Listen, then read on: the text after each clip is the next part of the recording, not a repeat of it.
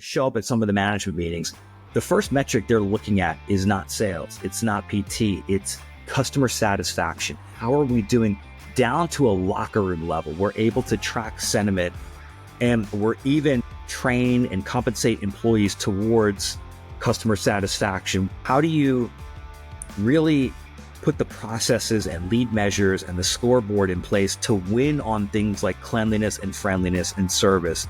Because look, it's an easier thing to do when you're at 1, 10, 15 locations. As you start to get to 100, 150, and 200, it becomes difficult. You can have all the nice amenities in the world. You can have the cold plunge, you can have the cryo lounge, you can have all these things. If you're not keeping the gyms clean, if you're not winning on friendliness, and if you're not keeping the equipment working, people will leave.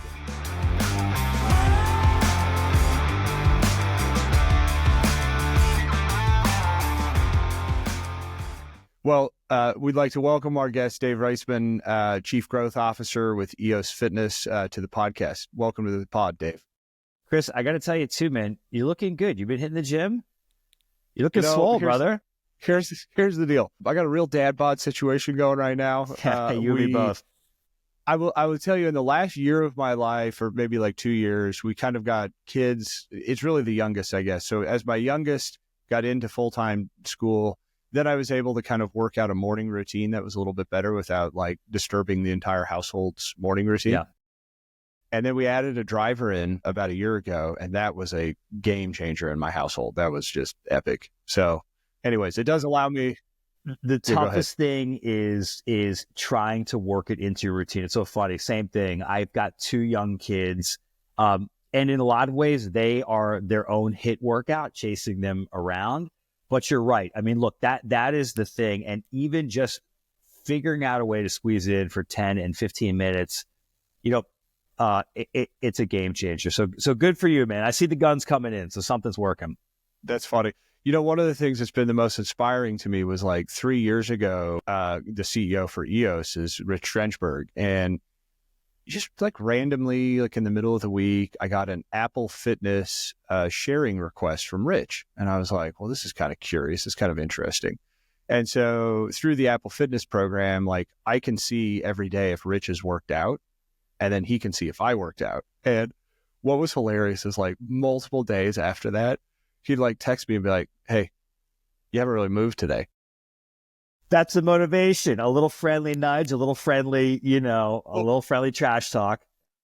Yeah, it was good. It was really helpful. He helped me accountable. He was great. So that's what really caused me to implement it. Rich is incredible. He has not missed a workout in, I think it's now 4 years. And I'm sure we'll talk about this, but I mean, we're on the road all the time. Rich is traveling a lot.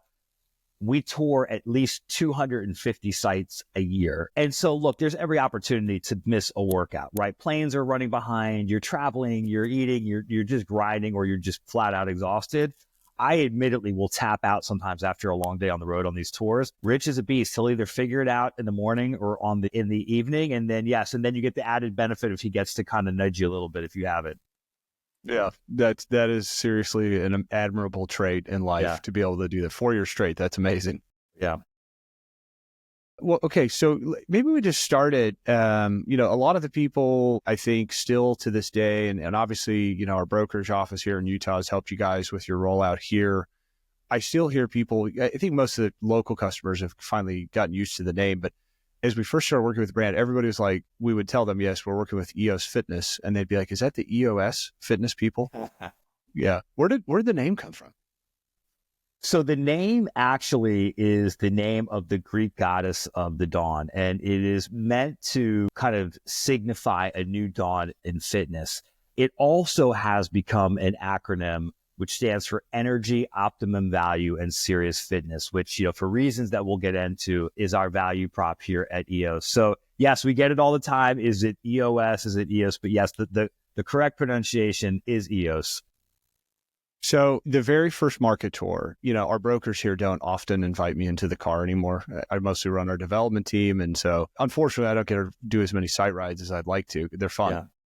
And I thought this would be so funny. So the night before, we rented a 12-passenger van, and I went to Big Five and I bought a whole bunch of 10-pound dumbbells. and I put the 10-pound dumbbells like scattered throughout the van.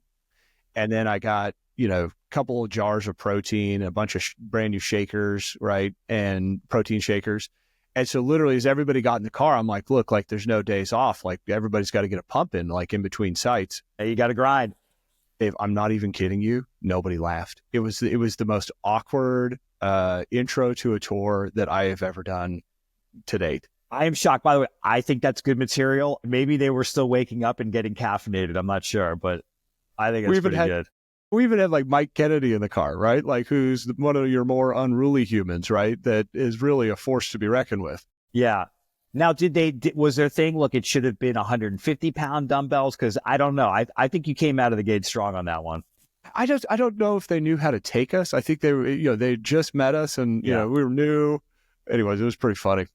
But I didn't know much about the brand. And when I rode around that first day, it was really fascinating to hear to me the story. Really, everybody I met had already been in the fitness industry for a long time. Yeah. So look, it's one of the things I think that sets us apart. So we've got one management team here at EOS, one team, and all of us have grown up in fitness. This is all we've ever done. And so we've spent our entire careers in fitness and on top of that have spent our entire careers together, working together. So whether it was at Gold's Gym, where some of us came from and spent time, or 24-hour fitness or Equinox or, any of these players. And I think part of why that matters is, look, there's a chemistry, there's a camaraderie in terms of what we're doing. But then also like, look, we know how to operate clubs. We've learned from the lessons of the past. And ultimately, all of that has come through in the DNA of what is now EOS, right? And what is now the value prop that, I think is setting us apart. So what tell me for a minute, like what's going on in the gym space, right? Yeah. It seems like you've got folks like yourself, folks like Planet Fitness that are just growing faster than fast. It just seems like there's a lot of gyms opening. And at the same time, we have watched 24-hour fitness it's gone, right? Thing of the past. Yep. And we're watching other gyms contract. What is happening? What's the movement? So look, I think to understand what's happening in the space and even to a certain extent to understand EOS, you almost have to kind of understand the history of the industry, right? Because for the longest time, our industry was the same. You had a handful of players that essentially offered the same thing at the same price, right? So what we would now call your mid-tier players, your LAs, your 24s, your golds, 40,000 square feet. You got Group X strength training, personal training, and again, all for like that $40 price point. And so it went for the longest time. Then you started to have disruption on a few fronts. So you had, number one, the rise of what we call the HVLP, so the high volume, low price. And, that was predominantly driven by Planet Fitness. And so, again, you didn't necessarily get a ton, but for $9.99, you got the basics. You got cardio, you got, some strength training, no group exercise and personal training. And those when is this? About what year is this? Probably 2009, 2010 is when you really started to see the rise of Planet. And of course, there were other offshoots of that, but predominantly franchise, you're looking at 10 to 15,000 square feet. And that started to take off. And then kind of on the other side of the spectrum, you started to see around the same time, the rise of the boutique. So, on the higher end, again, predominantly franchise, maybe 10 to 15,000 square feet, but much more coach-led, personal training-led with boutique offerings. So all of these things combine to put tremendous pressure on the middle. Now, this is the world that we grew up in, right? And so we had a front row seat to this. And in 2015, the whole thesis behind EOS was, look, what if you could create the best of all worlds, where you could offer the size and amenity of the mid-tier, and you could offer a lot of the premium coach-led boutique offerings of the studios, but deliver it for an entry price point of $9.99. And hence, not only was EOS born, but this new category of what we now call, and you'll now hear, HVLP 2.0. We call it high value, low price. And look, the model has taken off. I mean, as you know, Chris, look, today we have 1.3 million members across 114 locations. We average 12,500 members per location. We do 2,000 to 3,000 workouts a day. And I think, to your broader point about the industry, demand for fitness is going up. So we're sitting here in the fitness industry. Last year, over 73 million people belong to a gym. That's the highest it's ever been. That's a 6% increase from the year before. That way exceeds anywhere that we were, pre-pandemic. So I think you do have more demand than we've ever seen in fitness. I just think what you're starting to see is just some separation between, either one, value prop, what value prop people are offering for what price point. That $40 price point is very tough to offer it, with some of the competition. And you're also starting to see some separation in terms of operators. But look, we're very fortunate. We're excited. I think I told you, I feel like, we're probably in the second inning of our growth. So, our goal now is to keep it up. Dave, walk us through what is a typical offering in a gym that you're offering these members on as an HVLP model? Yeah, absolutely. And I think this is part of our secret sauce. So our whole value prop is we offer a premium experience at an affordable price. So again, our proto is 40,000 square feet. Again, second gen, we can go a little bit lower or a little bit higher. But number one, you'll find more strength training and cardio than anybody. So more platforms, more turf, more dumbbells. And I say that not because it's just part of our DNA, but literally that is the most popular amenity today in fitness. More people than ever are getting into strength training. So we can't keep enough of it in there. You'll find group exercise, you'll find personal training, but above and beyond that, you'll find amenities that you would typically find at a much higher price point. So you'll find things like we have the tank, which has compression pants in it and percussion guns. You'll find recovery like hydro massage. You'll find we just rolled out about a year and a half ago something called the Cryo Lounge. And the Cryo Lounge, you go in and there are beds that are made by hydro massage where you lay back and it actually drops your back down to 30 degrees. So you get the benefits of hot cold treatment and cryo. We've got a cardio cinema, which is a movie theater inside of the gym, which has surround sound. You go inside, it really feels like you're in a movie theater, makes the time go by.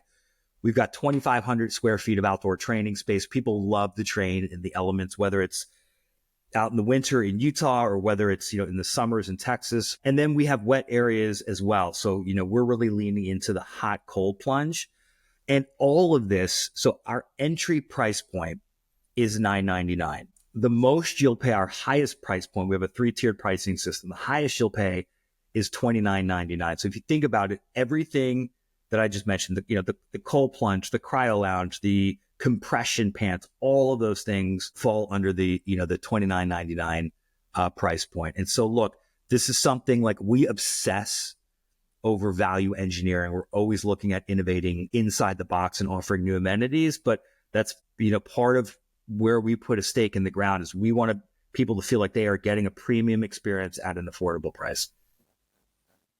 It kind of blows my mind to think about the concept. Let's just take your mean price of $19.99 a month. And it just blows my mind to think how you could ever offer that price to members and actually make money. Yeah. Just given all the cost to build these things out, all the cost to run them, the staff, all this stuff is just ratcheted up over the last few years with inflation. And, it just seems like your pricing hasn't really moved.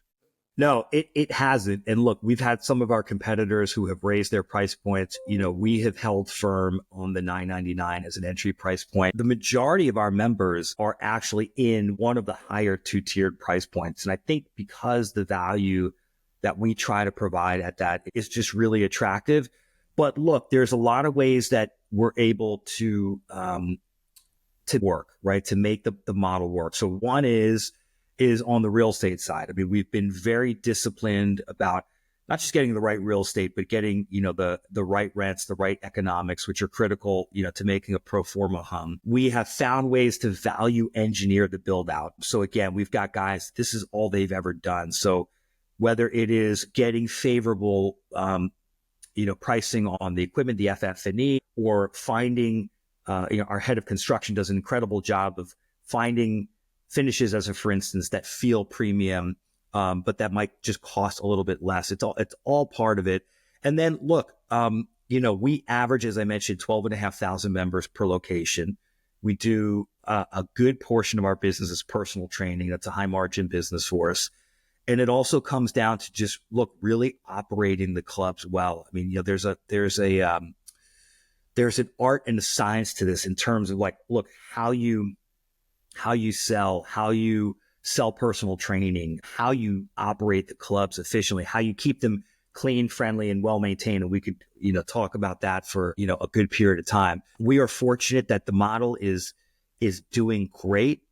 Our thing now is the model's killing it, but how do we now do this at scale at 110, 150, 200, and 250 gyms and still make every gym feel like the only gym? Yeah. God, I would say that's such a common sentiment with so many brands, right? Especially as they start moving into different states. How many states are you operating in right now? So we're in 6, and then we just announced that we're going into Georgia. Georgia will be the 7th, and we'll probably open up there in 2027.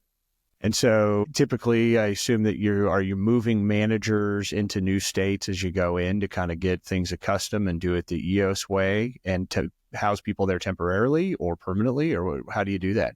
Yeah. So it's a combination. If we go into a new market and we're expanding, like for instance, we expanded from Dallas and Houston into San Antonio and Austin, we will start to look at above club managers that we can, pull from successful regions and have them be the tip of the spear. And then you're just always finding good talent, right? I mean, part of our secret sauce, I think, is the people. Part of the gym is an inanimate object. Yes, you have to have all of these things, these amenities, but ultimately it's the people who are delivering the experience. And I can tell you, building the culture, getting the right people on the bus, and then putting the mechanisms in place for them to be successful, to help deliver an outstanding experience to the members. Those are the things that create energy inside of the club that really create kind of a point of differentiation. So the people side of this business really is everything. Yeah. Let's flip back to the build out for just a moment. I would imagine one of the bigger sticking points in your transaction with the landlord is talking to them like, hey, look, you've got a beautiful concrete slab here. We're going to go ahead and just cut that up and put a pool in here. How much time and energy does that take in a deal? Yeah, you mean just with the pool, or just just kind of the general conversations with the landlord? Just the pool. I mean, the pool just seems like a component that's not used by any other use that would ever go into this, like traditional mid-box space, right? Yeah. Well, it's interesting you say that. And so this actually goes back to like innovation here at EOS and also like looking at trends, looking at usage and how much people are using things. So we're actually pivoting away from pools as part of our typical build out. Now we'll still have them as part of like a hub and spoke model, but what's happened is we are pivoting to a hot cold plunge. And look, first and foremost, the reason that we're doing it is because that's what people want. If you look at like what is hot today in fitness, it is recovery and hot and cold plunge and the benefits that you get from that. And then there's also the benefit that, look, it costs less on the build out. And it's going to get used more. So as we look at, again, we're going to open up 28 locations this year, and we start to look at, what amenities will go where. We'll still have pools in the trade area and do classes and things like that. But we are evolving the footprint really to lean more into the hot cold plunge. Wow. 28 locations. Yep. With 114 total gyms open today, right? Yeah. That's one every other week. That's pretty good growth. Yeah, it's a good pace and velocity. I think for us right now as a corporate owned concept, because again, we're all corporate owned, 20 to 25 is the right number, right? Where we can execute, we can manage the pipeline, but also deliver an excellent experience, an outstanding experience. And so, look, part of the discipline now as we hit this phase of growth is just that, is being disciplined about it. I mean, look, we get asked a lot of times, do you guys want to come to Seattle? Do you guys want to come to New York or Chicago? And I think the model would do really well there. But there's also, a huge importance now of, look, we've got to grow the right way. We've got to, first off, there's tons of opportunity to infill the markets that we're in. But then also concurrently, we want to make sure, back to my point about making sure that every gym feels like the only gym. How do we do that at scale? We have 7,000 employees right now. One of the things we are now spending a lot of time and energy on are things like medallia, customer sentiment. How do we, if you show up at some of our meetings, if you were to show up at some of the management meetings, the first metric they're looking at is not sales. It's not PT. It's customer satisfaction. How are we doing down to a locker room level? We're able to track sentiment, and we're even train and compensate employees towards customer satisfaction. We're also engaged in the 4 disciplines of execution and implementing that across the portfolio, which is, look, how do you really put the processes and lead measures and the scoreboard in place to win on things like cleanliness and friendliness and service? Because it's an easier thing to do when you're at 1, 10, 15 locations. As you start to get to 100, 150, and 200, it becomes difficult. But here's the thing, Chris. You can have all the nice amenities in the world. You can have the cold plunge. You can have the cryo lounge. You can have all these things. If you're not keeping the gyms clean, if you're not winning on friendliness, and if you're not keeping the equipment working, people will leave. Look, there's a long list of this happening in our industry. And you're a fitness consumer. You've been in a lot of gyms. You've seen it. What happens when you go into a gym and all of a sudden, the bathrooms are dirty, or your treadmill stops working, or the staff just seems checked out?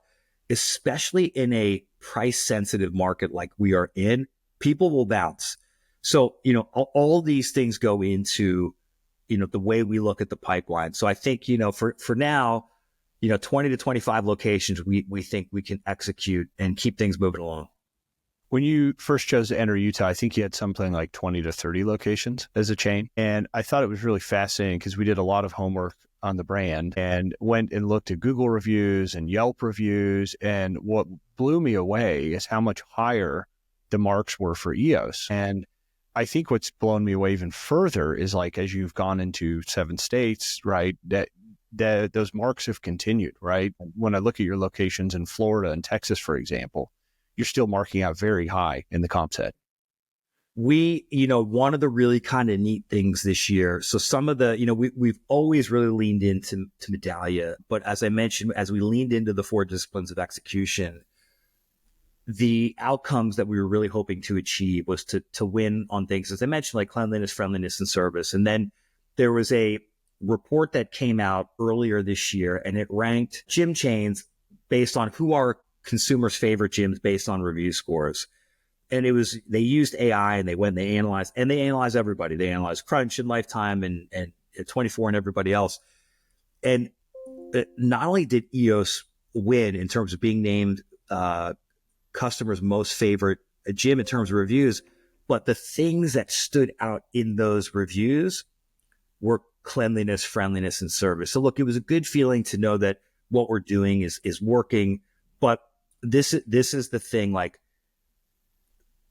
we'll never be comfortable. There's no end point for this, right? We realize we have to constantly innovate inside the box. We constantly have to train to these things because, look, we're looking at this as a long term. As I mentioned, we're maybe in the second inning of our growth. And so now, how do we keep these things up? Because we also realize the competition won't be less. It'll always be more. And so how do we put ourselves in a position to continue to win both in markets that we're in and the markets that we're going to? So with respect to how this interacts with rollover and retention, how does it work for a typical customer? Do you typically see a customer join, and then is there like an average life you track of the customer?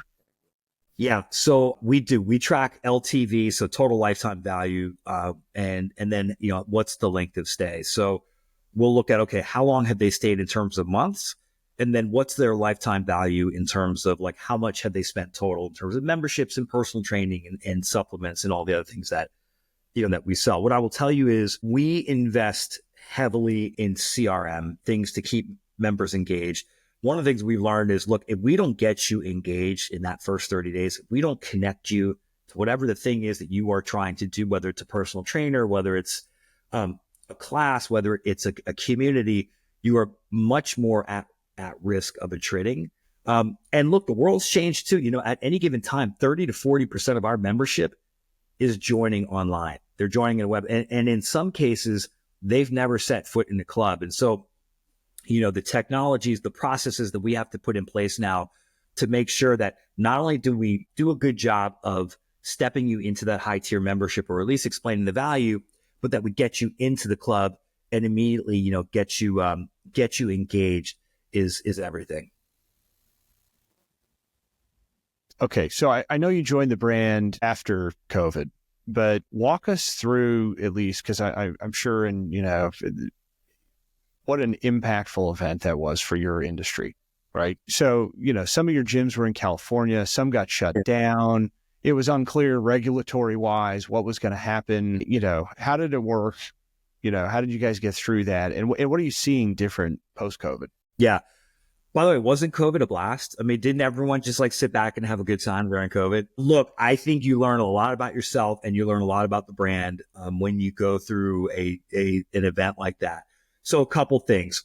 Number one, the brand got incredibly creative in terms of pivoting to do everything from holding classes outside to workouts outside. I mean, the gyms literally were shut down. Two things happened that I think speak volumes about the brand. So Rich, our CEO, literally the day that the gyms were shut, called every employee and said, "You've got a job. You're not going anywhere. We will continue to pay your salaries no matter what." Concurrently, we reached out to every landlord that we had proactively. I always say, look, if you want to learn more about us, talk to our landlords. I think, it's those relationships are everything for us.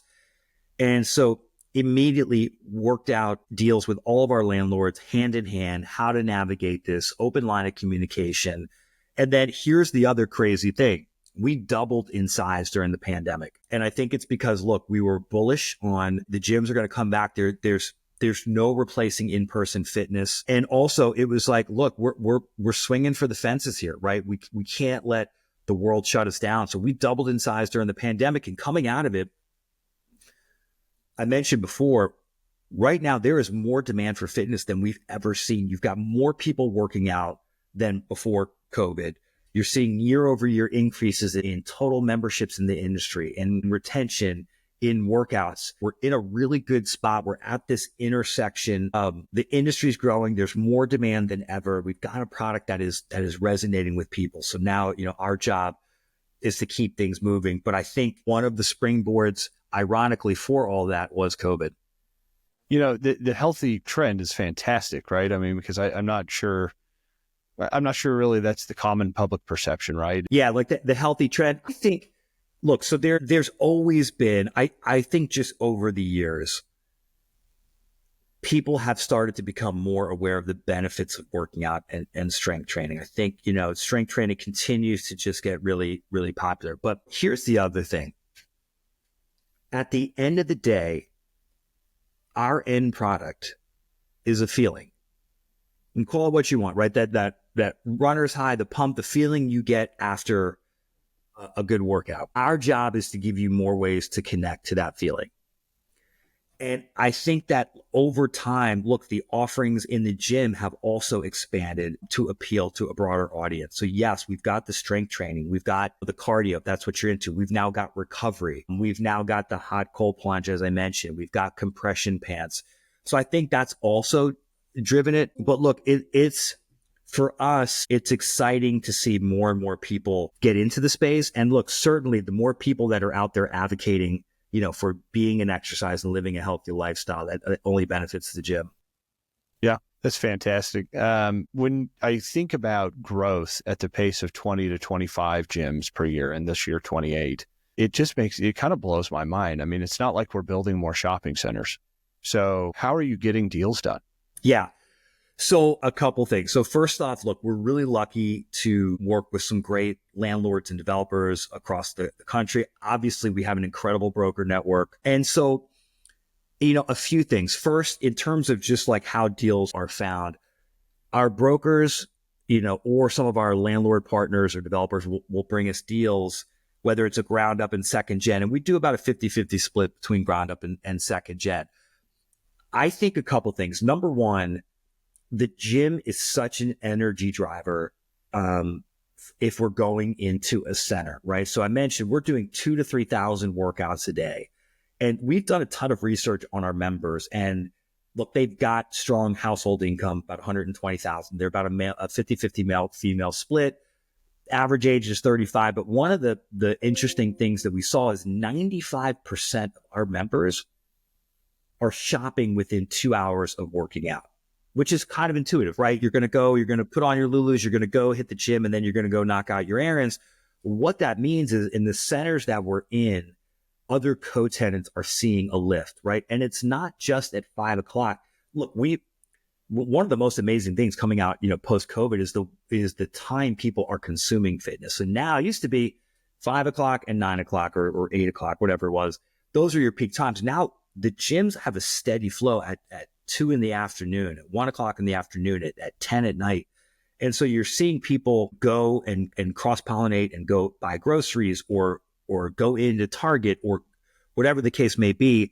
So from a landlord perspective, I think that's become an attractive thing to drive energy into existing centers, or maybe to backfill a tenant, a box that is empty. We're in 6 markets, soon to be 7. I think we look at the pipeline as we tour. Look, we'll go to high growth areas. If you think about like where we're in Florida and Texas and places that are high growing, and we'll go to places where there's maybe high growth and it's underserved. I'm here in Texas right now, and you go up to places like Salina and Prosper and Anna. There's this huge growing population, but really not much from a fitness offering. We'll also go to places where it's a mature market with good density, but just older, outdated product, and we'll drop a box right in it. So I think what we have found is, look, there's more than enough to fill the pipeline. And we're grinders, man. I think I mentioned, like, we'll tour 250 sites this year. I mean, that's in the car, touring around, doing an analysis, like looking at the sites. And that will ultimately help get us to that, that 20 to 25 number. So there was a situation here locally where there was a grocer, Winco Foods. And I think it's interesting because you mentioned the co-tenancy. And what was the statistic there? It was 28% of people are shopping within 2 hours. Is that what you said? 95%. 95%, excuse me. 95% of our members, yep. Yeah, that's wild. So one of your competitors dropped a box in, and it was an 8 VLP model, and they put it next to the Winco Foods. And this was a seasoned store. I mean, the store, I think, has been open for like 8 or 10 years. And the following year, the grocery sales volume went up by 28%. That's right, I had the 28 in my head. And I thought, what a wild thing, because typically grocers have restricted gyms because they haven't, they see them as a parking hog and they don't want them next to them. It's almost like we need to look at that and fundamentally rewire things from an anchor tenant perspective. I think, I think one of the really interesting things is as we go to ICSCs, and look, we've gotten out good partnerships with everyone from the Targets of the world. I mean, we're in centers where there's a Ross or, other tenants. And for sure, I think, even going back, 3-4 years, there was that, hey, we're a little hesitant of a gym, maybe because of parking. But I think a couple things. One, there used to be this thought of like, it's just going to get overrun at 5 or at, 8 o'clock in the morning.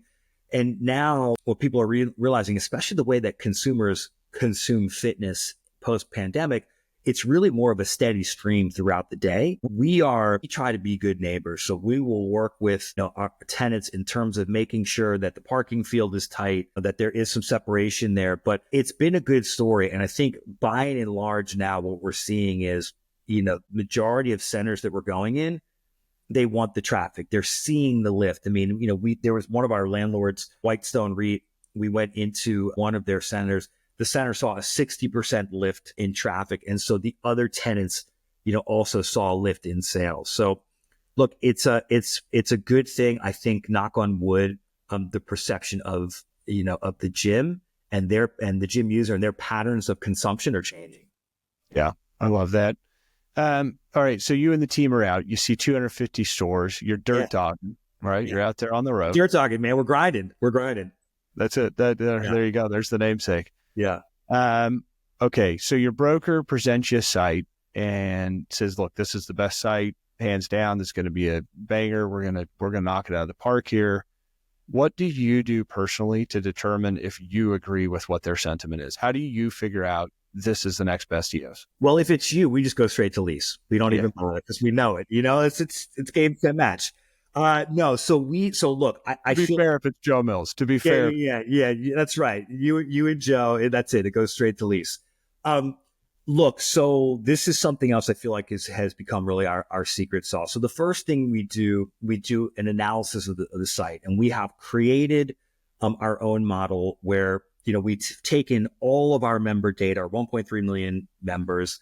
We've partnered with Buxton. We've gone through a ton of iterations to be able to look at a site and, long story short, create an index score. And the index score essentially is a projection of member count. Now, where we've got it down to is plus or minus 13% margin of error, which is pretty good, meaning it'll look at a site, it'll project, and we went back and ran the model on existing locations to see, is it right? Is it guessing right? And it was within 13% margin of error. And if it erred, it was erring on the side of shooting too low. So that's one thing. And again, all those things for us, they're a data point. They're not the only data point. We will try to get a sense of the trade area, which obviously a lot of times happens in partnership with the brokers. But again, if there's a daily needs use next door to where we're looking at, we'll drop a pin in it, see how far away people are coming from. Because again, we'll typically we're looking for 100,000 people within the trade area, either there or on the way. And it's not to say that it has to be that number. But obviously, as you know, the way that you look at the trade area, it could be radically different. I mean, the old way was, okay, what's happening in 3 miles? For us, we want to know how people are trading. So, what the trade area looks like in downtown Dallas is radically different from what it looks like and how far away people are coming from in Salina, as an example. So once we do that level of analysis, and we've got a lot of other things, that we look at from just a data perspective, you then got to go, as you know, you got to put eyes on it, right? And so what are we looking for? We're looking for things like visibility. We're looking for things like traffic count, right? I mean, we've gone to places where the density isn't there, but there's so much traffic going by that we know we'll be able to dip our cup and get members that way. We're looking for access. Is there tough access? Are people going to have a tough time getting in and out of the center or the place? Because look, you need the gym to be as convenient as possible. And then I think there's also, we'll look at the competition. Honestly, for us, I think 9 times out of 10, if there's competition nearby, we see that as a good thing just because of the value prop. And then I think, look, the last thing is in addition to broker input, which, all kidding aside, like we take that very seriously because the brokers know the trade area, they know the space, is just knowing what we know about the characteristics of a good gym. And again, this is all we've ever done, right? We might not be good at much else, but we're good at operating gyms. And so we know some of the things to look for. So you put all that stuff in the blender, so to speak, and then it's just a matter of, look, can we get the deal done, right? Which obviously is the biggest part of it. Can we get the deal done at the right rents, the right TIs, all that kind of things? One of the most fun parts of the job is seeing the growth of the brand. And the last thing I'll just say is, I think what's been really fun is as we've gone into new markets and pick sites and gone places where we have no brand awareness. I mean, nobody knows who or what an EOS is. The model is still killing it. And we're still getting to that, the 12,500 number, even though we don't have much brand awareness when we open and we're getting outspent by the competition. Wild. When you look at the model and you're trying to project stabilization, how many members and how far down the road is that? Yeah. This is one of the things that we are constantly updating the model on. So again, I'm using air quotes here. A mature club for us, if you average, across the portfolio, is 12,500 members. Now, we used to have a certain time period by what we anticipated it ramping to that number. What's starting to happen is, there's a club in California that literally opened the doors with 10,000 members. That has changed the way we look at ramp and our IRR and really everything, the way that we look at ramping and maturity. We had a gym here in Dallas. Actually, the first club that we opened here, It was a former 24-hour fitness. We took it over, stripped it down to the studs. At its peak, it had 4,000 members. We stripped it down to the studs, built it up, kind of the EOS way. We opened the doors with 8,000 members. That club is now at 13,500 members. So we're actually looking at a new club to offload some pressure there. So it's a long way saying the model is still learning and growing. And I think the other thing that's happening with the model is as we enter new markets, the characteristics of and the demographics of the markets that we're in all come back in to inform the model. So look, we're learning, growing. It's never a perfect science, but what I will tell you is the model is a data point. But like we always say, we're not going to approve a site over the model. We're not going to kill a site over the model. How do you open a gym with 8,000 and 10,000 members? Because you're not open yet. So we do a pre-sale. We go into a pre-sales period. We do a one-day sale, and essentially you're building excitement around the gym coming. And so people will come in, and then we'll have a pre-sale center. They can get a sense of what's coming, what the amenities will be, what the gym will look like. And so they're signing up on the spot, and they don't get charged obviously dues until the gym's open, but it's just, there's that much demand. Look, I think for fitness in general, but more specifically, for the EOS offering.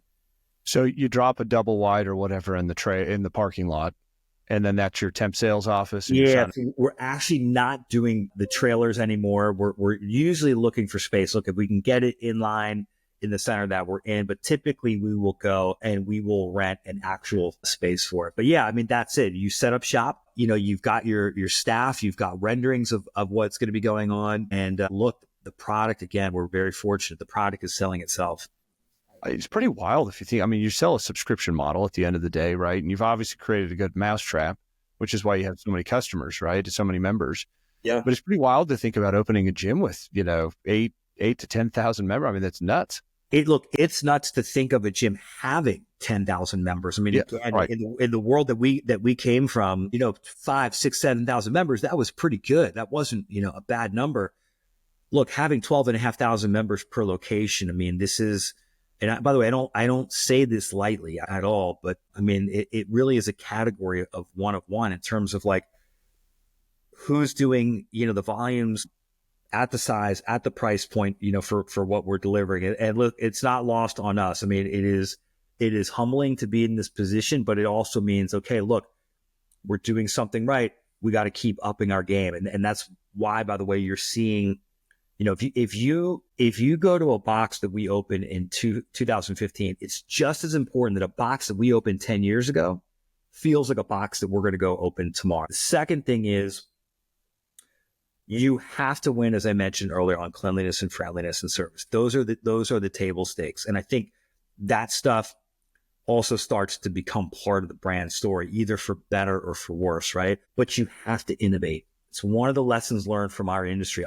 What people are looking for, what people are consuming, and what their expectations are changing. And look, things like the cryo lounge I mentioned earlier, that wasn't a thing 2 years ago. We went to a trade show. We saw these cryo beds get premiered. We're like, you know what? That's pretty awesome. We meet as a company every 2 weeks. We have a bi-weekly meeting where we talk about innovation. And it's a rhythm of what did we see? And if we're going to open up, 28 locations this year, how do we want to test something new, put it in a location? And the cryo lounge, we put it out, we tested it. It was a smash hit. And as a corporate owned location, we were able to pivot and then get it in our new builds going forward. And look, this is everything. Another really quick funny story is listening to member feedback. One of the things that was happening is, we live in this Instagram era for better or for worse. And people are showing up at the gym with tripods and, filming and all kind. And look, depending on who you are, you probably have very mixed emotions about that, right? There are some people that they want to come to the gym and they want to post their Insta. And then there's some people that drives them nuts. And we started to see that show up in our customer feedback. And we said, okay, look, this may be an opportunity because we're also always looking for more gym space. So we actually converted a basketball studio and turned it into something called the Set, which is like a space dedicated for Instagram, for tripods. It's very Instagrammable. If you're a creator and you like to work out, you go there. Have at it. And it got it off the gym floor. It gave people who want to do that a place to go, and then concurrently made the people who didn't want it very happy. And then we also got the side benefit of creating additional social buzz because people are posting. We've got all kinds of like cool sayings, like be a badass with a good ass, and all kinds of stuff that are, part that just represent a little bit of the attitude of the brand. And it's been a hit. It's been a smash hit. So that's something else that just, we're constantly looking at, like, how do we evolve the experience? Because if we don't, someone else will. I can't wait to try that out. I'm going to get my Rex Kwon Do from Napoleon Dynamite, American flag. Yeah, that's it. Fishnet tank top, right? Like, yeah. Yes. And just go crush it. Go crush it. Post it on Insta, man. You can post it live from the set. I don't think anybody's paying to see that, by the way. Well, look, I will. You'll have one follower in me. That's sure. Good. Thank you for that. Yeah. Just vote of confidence. Yeah. Thank you. We have a lot of newer people in commercial real estate that follow the podcast and comment and come weigh in. What advice would you give to, somebody that's new to the commercial real estate industry? That might be somebody that's a recycled executive that's in their 30s or 40s, and it might be some just newbie at 20 years old. What would you tell them? It's a great question. I mean, look, for me, I come back to, you have to just be so passionate about what you do. And like, for instance, here, I think all of us at EOS would agree, like, we are passionate first and foremost about fitness.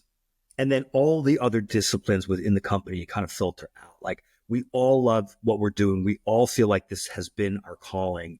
And so all the areas that are attached to this business, we want to be as good at and become as fluent as, because again, going back to, like, at the end of the day, what we do is we are changing people's lives, right? And you feel that impact no matter whether you're in accounting or on the real estate side or in marketing. So look, the only advice I can give is to be passionate about it and be passionate at the place you're going to do commercial real estate for.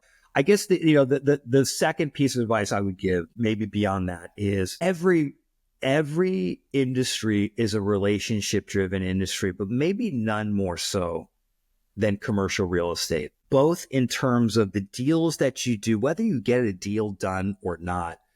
And look, this is something I think that is of huge value and of huge importance to us, is the relationship you have with your brokers or your landlords or developers, both for maybe deals that you're working on, but also things you might do in the future or things you might never do. I've never seen a space where the relationships matter more. And so, look, I think the more that you can build relationships, I know sometimes people, think, oh gosh, another ICSC is coming up. And there are a lot of ICSCs, and for sure.